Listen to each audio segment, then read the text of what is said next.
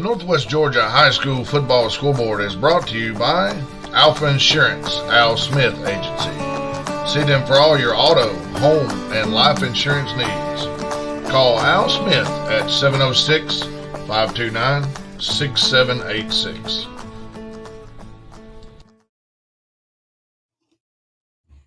Hey, welcome into the NWGA football Al Smith High School Football Scoreboard. Friday before the last, the 2023 season. I apologize if my internet acts screwy, but hopefully you can still hear me. But great night of high school football, man. We had some surprising results, some upsets, some champs crowned tonight.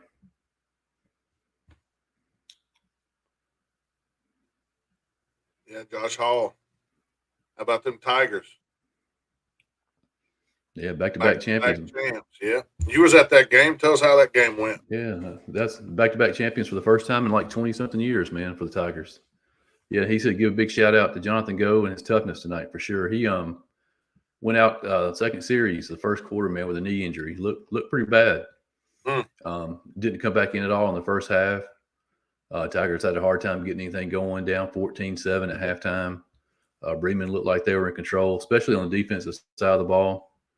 Go came back out in the second half, though, man. Third quarter, threw a 97-yard touchdown pass and an 86-yard touchdown pass to Trey Winters in the third quarter to put the Tigers up 20-14. Bremen scored with about 2 minutes to go ahead 21-20. Jamarian Pullum had a great return, set the Tigers up at the 50-yard line with about a minute to go. They were facing 4th and 10, got a pass interference call, moved the ball up to the 35, and Jamarian Pullum took it in, around the right side for the game-winning touchdown. A huge night, man. Great, probably one of the best high school football games I've seen this year for sure. Well, it sounded like it was close the whole time, close the whole game. The whole time, man. Hard hitting, too. I mean, those guys, I know they're all going to be sore tomorrow. At least they have clinched their playoff spots, man. They can rest up a little bit before playoffs because, man, they're out there killing each other tonight. Yeah.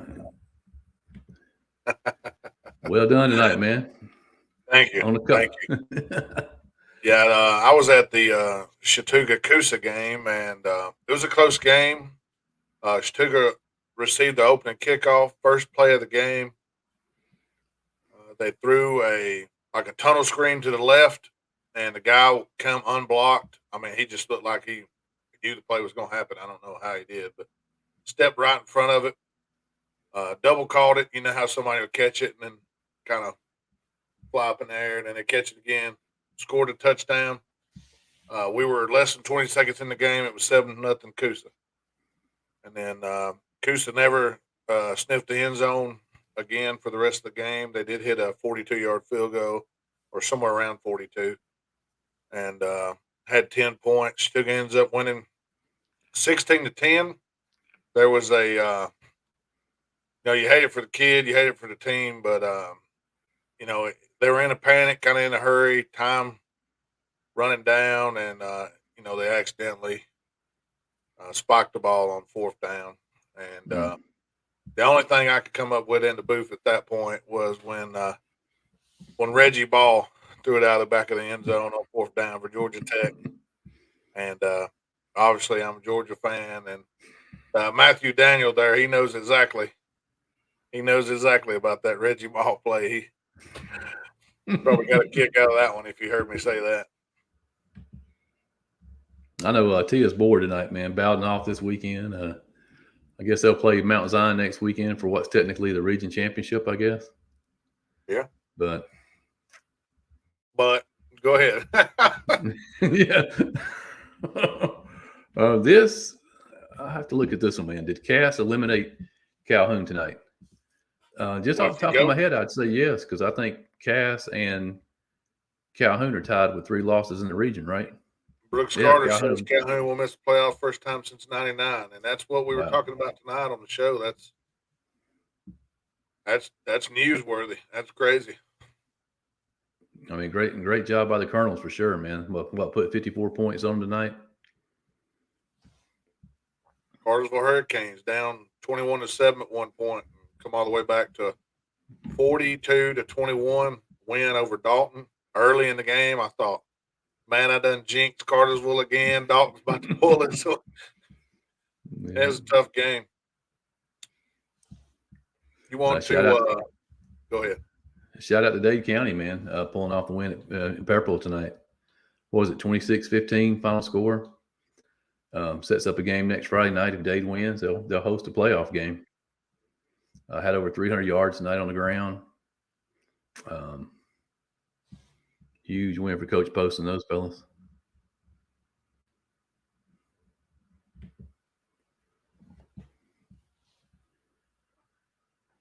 Yeah, congratulations to Chattooga and Coach Gable. Congratulations to Daresville and Cartersville wrapping up region titles.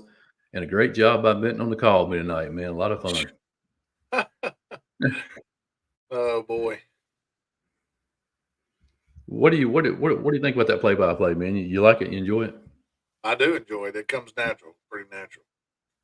Let's jump in the scoreboard right here and let everybody that's on here know all the scores, and we'll talk about it as it goes. Paulding County, the last we had was a late fourth quarter score, 28-0 over Alexander. Langston Hughes beats South Paulding 42-10. Rome just keeps rolling with a 55-19 win. I'm pretty sure it was 55-0 at one point, or at least really bad. East Paulding, East Paulding with a big 38-14 win over New Manchester. As we said, we believe Calhoun was eliminated by Cass. A 52-19 win, big win by Cass. That should put them in the driver's seat for a playoff spot. Cartersville with a comeback win, 42-21 over Dalton. Billerica loses in overtime to Jackson, 32-26.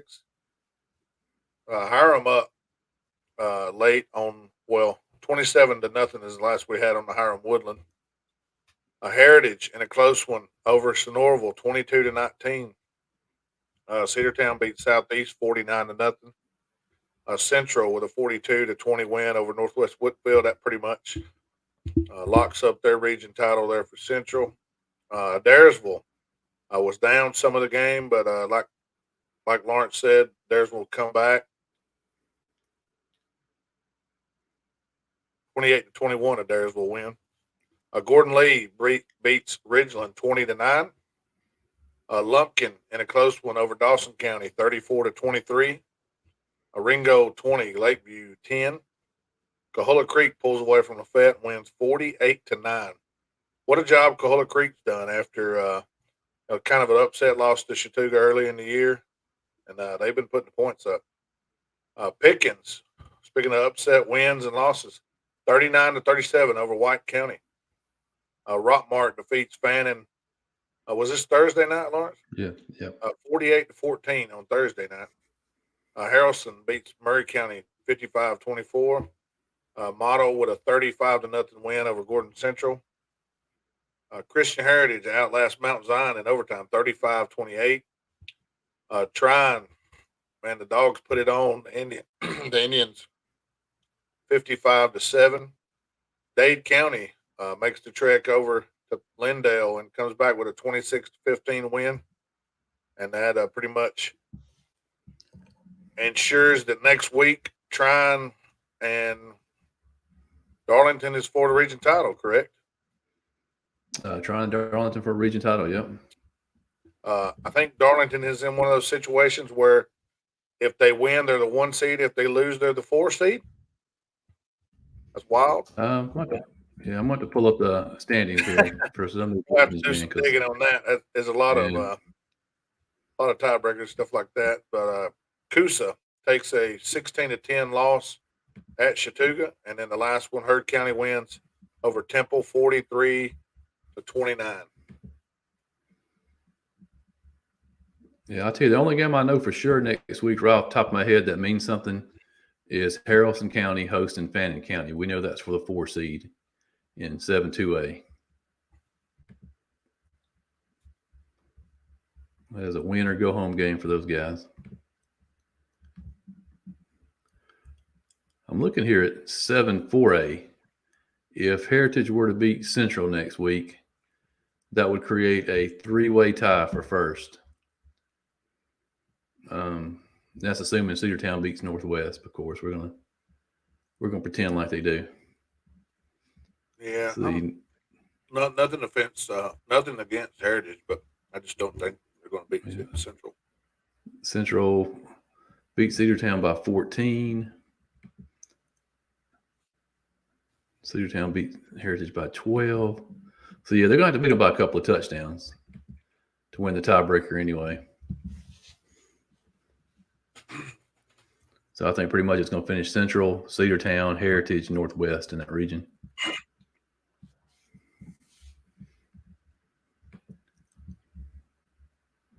Let me double check that 6 AAA and see if Ringgold still has a chance to get in there.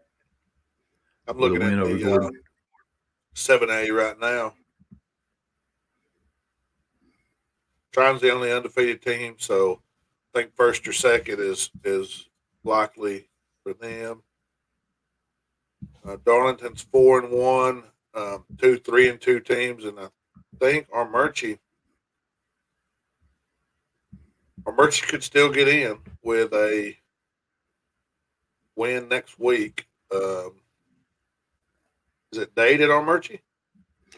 Armurchie at Dade. Armurchie at Dade. Yeah. And that would make, if Armurchie was to win, that would make them both 3-3. Pepperell has Coosa next week, I'm guessing. Yeah, Pepperell has Coosa. So Pepperell will most likely move to 4-2. So yeah, that would mean a lot next week. Dade at Armurchie. Winners in, losers out. Is that the way it looks? Yeah, if Trine beats, yeah, go ahead. Yeah, if Trine beats Darlington, I think that's what it is. Yeah, and if Trine beats Darlington and Dade wins, Dade's the 2 seed, correct? Yep, correct. And then that would make that'd put a tiebreaker. Let's see, what would that do with Darlington? That would make them 4-2, and that would you would assume Pepperell would go to the 4-2. Pepperell has the tiebreaker, so yeah, Darlington would be the 4 seed in that case. Shout out to Keith Collins from Cahulla Creek. He set a new single game school record for receiving yards tonight. 7 catches for 166 and a touchdown. That's a new name to me. I haven't heard that name. That's one to look out for. Keith Collins. Speaking of names to look out for, man, Trey Winters at Adairsville tonight. 6'4" junior, 5 catches, 220 yards, 3 touchdowns. Had a 97-yard touchdown and an 86-yard touchdown catch. Going to be a name to watch next year for sure. Gotcha. It looks like next week, man, if Cahulla Creek loses to Adairsville and Ringgold beats Gordon Lee, there'll be a 3-way tie for the last 2 spots in 6 AAA. Good luck. I don't know how that would play out. Yeah. Very carefully. Yeah. So interesting. So yeah, that Ringgold Gordon Lee game means something next Friday night. Of course, we talked about this from the Fannin and Harrelson game. That's tighten up your chin strap. Yeah, I think Harrelson's sitting at 2-7 right now. They got a chance to get in the playoffs at 3-7. And you got to give them a shout out tonight, man. They put 55 points on the board. I don't think anybody saw that coming. We talked about how good their defense was all year, and excuse me. Bless you. Thank you.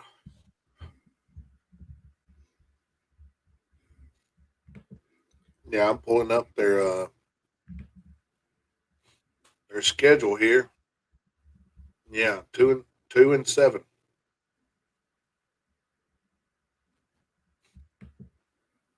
Played a tough schedule though. Had Bremen, Rayburn, Mary Parsons, Upson Lee. Played North Murray close. Played Model close, 14-0. Yeah. Respectable scores here. I might be wrong, man, but just looking at the 6 AAA, If I'm wrong, somebody let me know. Brooks Carter probably knows the answer to this, but if Color Creek loses to Adairsville and Ringgold beats Gordon Lee, it looks like Gordon Lee is the odd man out as far as tiebreaker goes.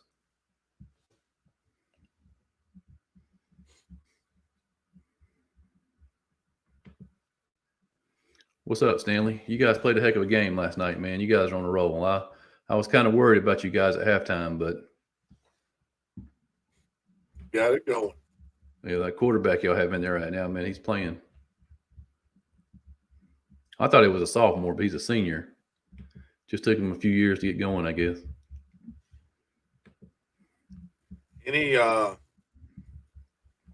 Any prospective matchups that we've been able to check out in, or that you think might be coming in the first round of the playoffs that we can chat about? Yeah, I guess now the way 7-5A pans out, it's Cartersville, Hiram, Dalton, and Cass will be your order.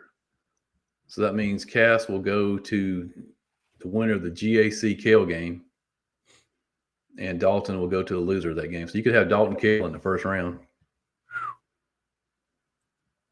Ugh.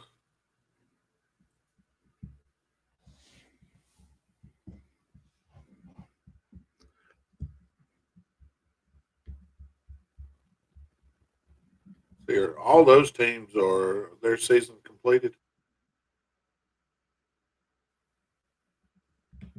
Yeah, they're off next week. There's a lot of teams on bye. Week 12. Jake Keller says, what do you guys think is up with Ridgeland?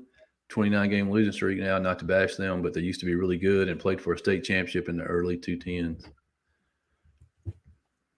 I just think it's a cycle of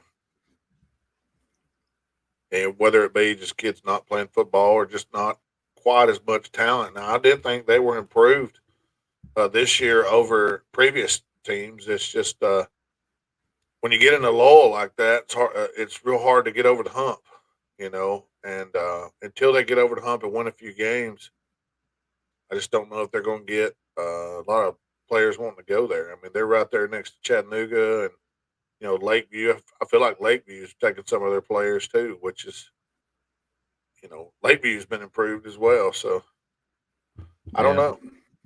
I mean, you know, you said they played a couple of games well this year. You know, they almost beat Bremen, only down by 7 to Bremen. They played Gordon Lee tough tonight, man. They're just right there on the cusp of winning some games. Yeah, we really thought that they would have that kind of that breakout game and then clip somebody. And it just never panned out. Brooks says he don't know if the tie break is overall point differential across the entire region or if it's only among the 3 tied teams. We'll get more clarification this weekend. Brooks, you guys in the Colts can make it easy and just win next Friday night. You guys win it. If you guys win next Friday, it clears everything up. Whoever wins Gordon Lee, Ringgold is the 4 seed. I like it. He says, just win, baby. Just win. And we know Rome's clinched the 1 seed. How about the Rome Wolves, man? Let's give them another shout out. Yeah, you know, I mean, it's going to be exciting to see who they line up against. Yeah, they were ranked 13th by Cal Preps in Class 6A tonight. That is and Rome absolutely way underranked. No, I'm talking about Creekview. Oh, 13th. Creekview. Yeah. Okay, sorry. Yeah, and they come out and we're up 42-0 halfway through the second quarter. Yeah, it's Yeah, I know they play Sprayberry first round, I believe, here at Barron Stadium, but then the big one is week 2, Langston Hughes. Go ahead, just get the Langston Hughes out of the way right from the start. Yeah, Brooks. I was thinking the same thing, man. They got banged up pretty good tonight too, so they might be trying to heal up a little bit for playoffs, man, because they took a beating tonight. Came out on top. They're not wanting to take a L though. I'm gonna tell you that. And would it be? It would probably be a coin toss type deal, right? Langston Hughes. No, Langston Hughes would have to travel because they're 2 seed. Right? Yeah, they're 2 seed. Man, I know where I might be week 2. Yeah, Barron Stadium will be rocking, man. Man, I'm gonna have to see what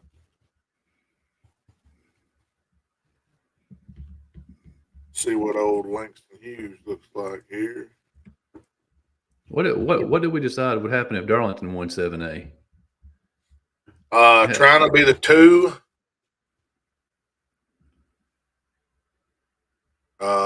Day 3, Pepper 4, right? Yep. Yeah, that has to be the game of the week right now. Just looking at the schedule for next Friday night, Darlington and Trine for the 7A D1 region title. And Trine has a lot of. They got revenge on their minds after getting it put to them pretty good at Darlington last year. So, just I was looking at Massey, and Massey has Langston Hughes favored by 6 over Rome. That sounds about right. I think it's going to be a touchdown one way or another. I don't see a blowout in that game. Not the way the Rome defense is playing right now. I think my butt will have to be in the seat for that game. Or standing along the fence, man. If you don't get there early enough, something. Yeah, maybe we can get a sideline pass. Yeah. Speaking of that, I want to apologize to that ref tonight, man. I ran into. When I was on the air tonight, I know at one point I said I'm not too sure about that call. I can tell you that if I was on the sideline, I would be hollering at that specific referee, but I'm not, so I won't. I felt like there might have been one ref that was just. I mean, he was. I'm surprised he don't have to go home and ice his rotator cuff as much throwing of flags that he did tonight. Anyway, were they all throwing the pink flags at your game? No, they was all yellow because they was. I would have remembered if it was pink because they were all over the field. Yeah, I get confused with them pink flags. And pink flags start flying, man. I don't know what's going on. Carrollton plays Harrison first round. Central later play Hateville Charter Holy Innocents. Man, that's a tough draw, really, because I mean, really, as far as like power rankings go, Holy Innocents is the number 1 team in that region. They must have had a couple of tough losses. Because I know one time they were ranked in the top 10. Yeah, we'll have to after next week. We'll have to put a playoff show together. We'll have to get everybody to check out the playoff show. I'm sure we'll go through all the matchups and make predictions like we always do. Yeah, I know this isn't a Northeast Georgia football show, man, but who won that Commerce game tonight? Commerce and Rabun County. I pulled it up, and I think Commerce did. Let me double check, but I'm almost certain that I've seen Commerce had won that game over Rabun County. And yes, 23-17 in overtime. Wow. Yeah, I think that ends Rabun County's 8-year streak of region titles and actually puts them on the road first round of the playoffs. Wow. They're the 3 seed. It'll be Commerce, Elbert, and Rabun. Yes, sir. 1 and 2 in the region. And, Commerce, I've talked to a few people who said they've got a squad this year. And it could be interesting to see them in the playoffs. How does a 6A D1 look? That's who 7A matches up with, the private school region.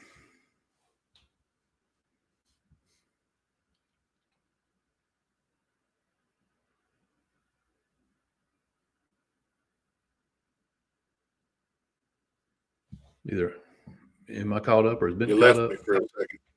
Okay. You left me for a second. Yeah, everything got hung up there for a moment. 6A D1, you said, right? 6A D1, yep.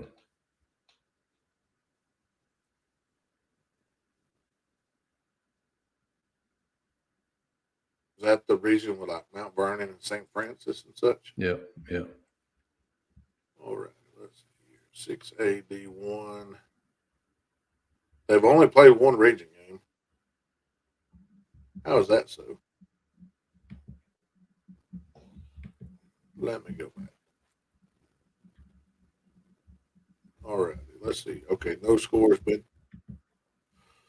Um. None of the scores have been put in, but as of starting today, Mount Vernon was number 1 seed. They're 6-2. St. Francis is 1-6 coming into the night. Mount Pisgah and Kings Ridge was both 3-5, 3-5 and 3. And I guess they hadn't had some score reports. So Kings Ridge and Mount Pisgah will be your last two, and Mount Vernon and St. Francis. To me, it looks like winnable games. I mean, the 2 seed St. Francis in the region right now is 1-6. I don't really know how that one's going to pan out because they hadn't got everything updated on Max Preps. But St. Francis gave up 264 and scored 90. Mount Pisgah gave up 278 and scored 95.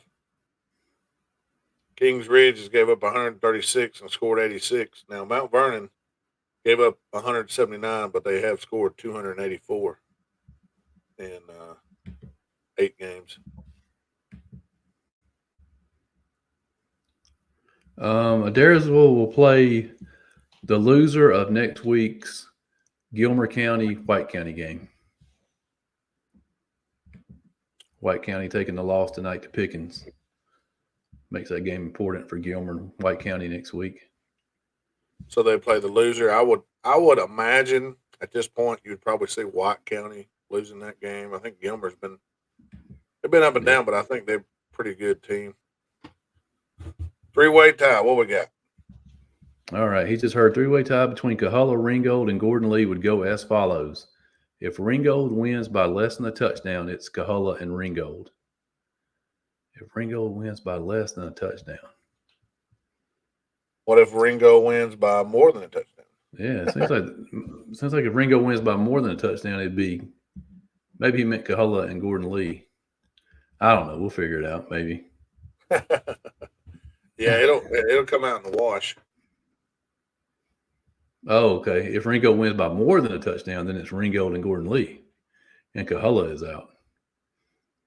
Wow. So Ringo wins, they're in no matter what.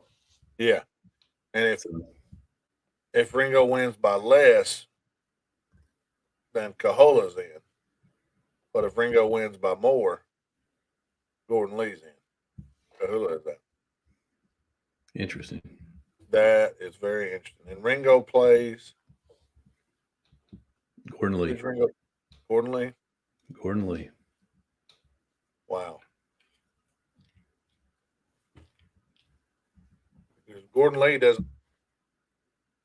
wins by more than a touchdown. It's Ringo, Gordon. So you're telling me that if Gordon Lee lets Ringo beat him by more than a touchdown, they're in the playoffs? Yep. Huh. And what happens if Gordon? I mean, what happens if Gordon Lee wins the game? Then it's Gordon Lee and Coahulla. Because then there won't be a 3-way tie; it'll just be a 2-way tie. So if I was Coahulla Creek fans, I'd be heading over to Chickamauga tonight and like buying pizzas for everybody. You know.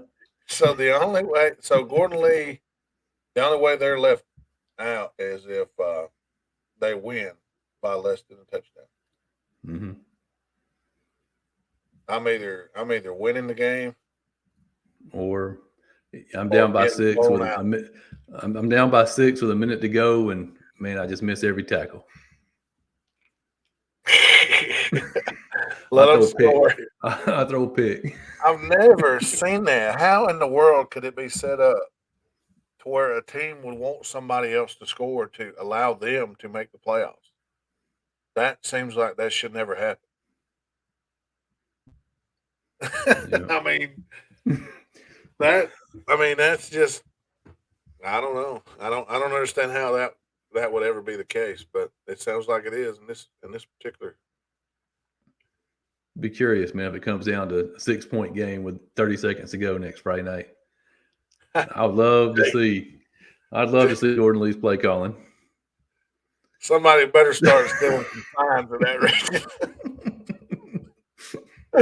He said, as a Michigan fan, I know a guy. I don't know. It could get ugly up there. I'm hearing that they obviously they know who it is and they've got evidence of him filming on his cell phone, like filming stuff. I don't know. What do That's you what do crazy. you, what do you think about that? I know this is a high school show, but what is your opinion on that? All right, look, just regular old sign stealing as far as like during the game on the sign. It happens all the time. I mean, you're trying to pick up on somebody else's sign. You may have somebody. I'm sure in college they have somebody that's designated for that. But from what I understand, like this this guy or somebody was standing next to the play caller and like letting them know, or like if there was a play called or something, like they were pointing up if it was a pass and pointing down if it was this or that. I mean, look, I've heard of ball boys being paid on the opposing sideline, paid off to if it's a run, hold the ball in the right hand. If it's a pass, hold the ball in the left hand. That type of stuff. But I mean, just buying tickets and going to these different games to video what's going on to try to break down what I mean. I don't know. That's a little outlandish to me, and. Yeah, I gotta agree with Tia here, man. It's part of the game. If you don't want your signs stolen, you better change them every week. Yeah. If you're coming out every week with the same signs, eventually somebody's gonna get you. Well, yeah. I mean, I get it. I mean, people been doing it ever since people started making signs. If you don't Right. want your sign stole, then you know, run your receiver over the sideline and whisper him to play, and then don't have no signs on the sideline. I don't know. I've seen people. When I was in high school, we used play cards. You would Right. look down at the number, and there would be duplicates. Number 1, number 27, number 43, and number 79 would all be the same play, but they wouldn't.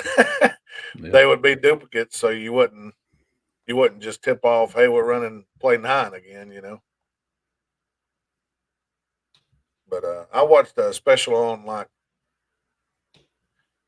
Peyton Manning. A lot of that jargon that he used to say is just bluffs, you know. Hmm.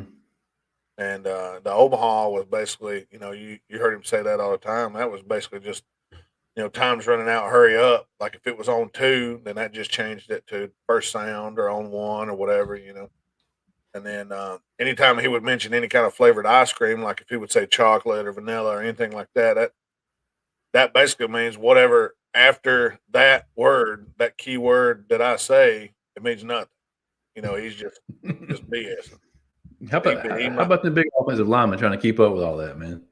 You're tired. well, You've been it playing was three an and a half offensive quarters. lineman who was telling the story, and he said basically, when you hear that key word, that whatever, chocolate or vanilla, or if you heard that, or if you heard the word ice cream or anything, you just basically stopped listening after that because you knew all the rest of it was a bunch of mumbo jumbo. But anyway, it's pretty funny. It was pretty interesting to watch.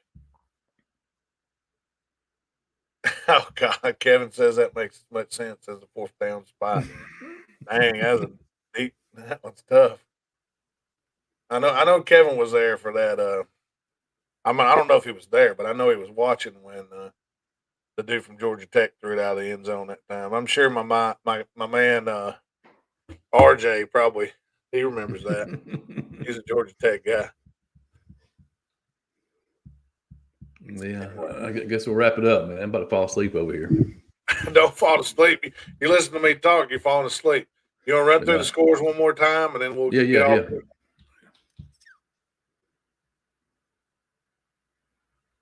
Well, I guess we can run through the scores if they'll pop up. There we go.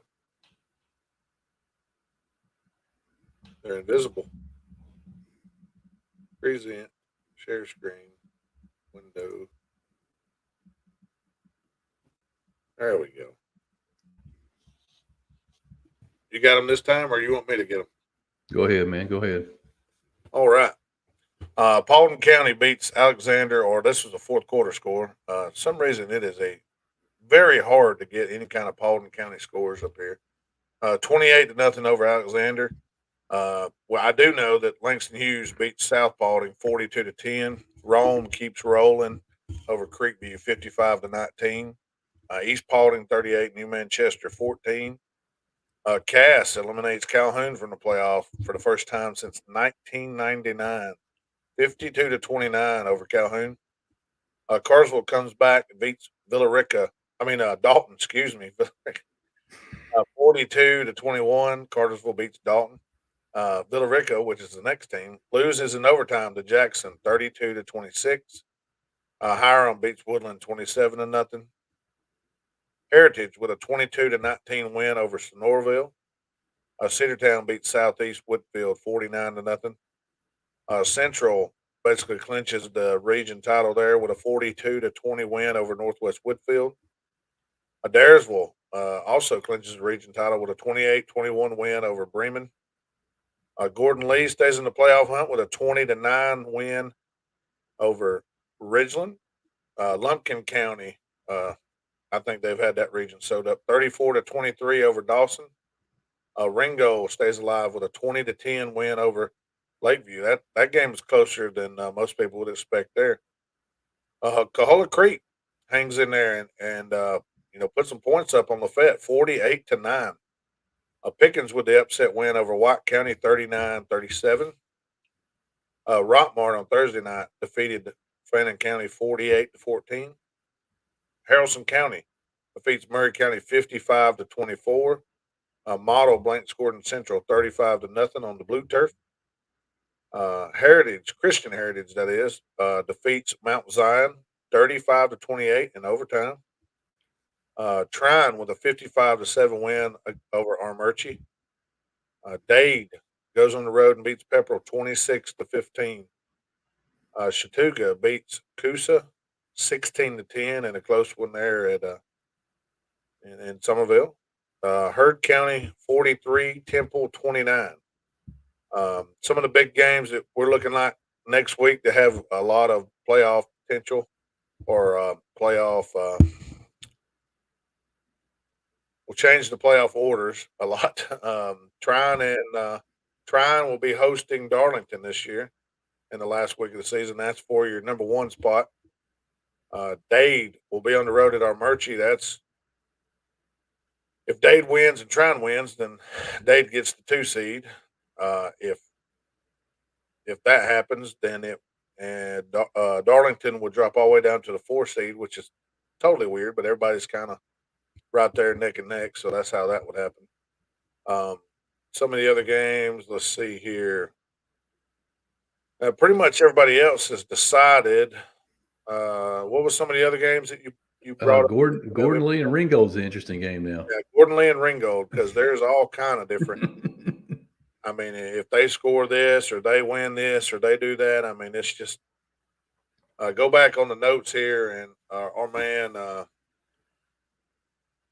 Brooks Carter, he spells it out pretty good how that tiebreaker works, and neither one of us understand that. So anyway, yeah. And Haralson County and Fannin for the 4 seed in 7-2A. Yep, for the 4 seed there, Haralson County and Fannin, and let's see here. I think that's about it. Bowden and Mount Zion for the championship. If Mount Zion beats Bowden, that'd be a 3-way. For Tia, I mentioned that one for Tia. Tia said Mount Zion is on the clock. What clock are they on? Oh, it's a countdown clock, that's for sure. I'll tell you what, man, getting the 1 seed in that region, super important because the teams in the other region they play are 1, 2, and 3 in the state.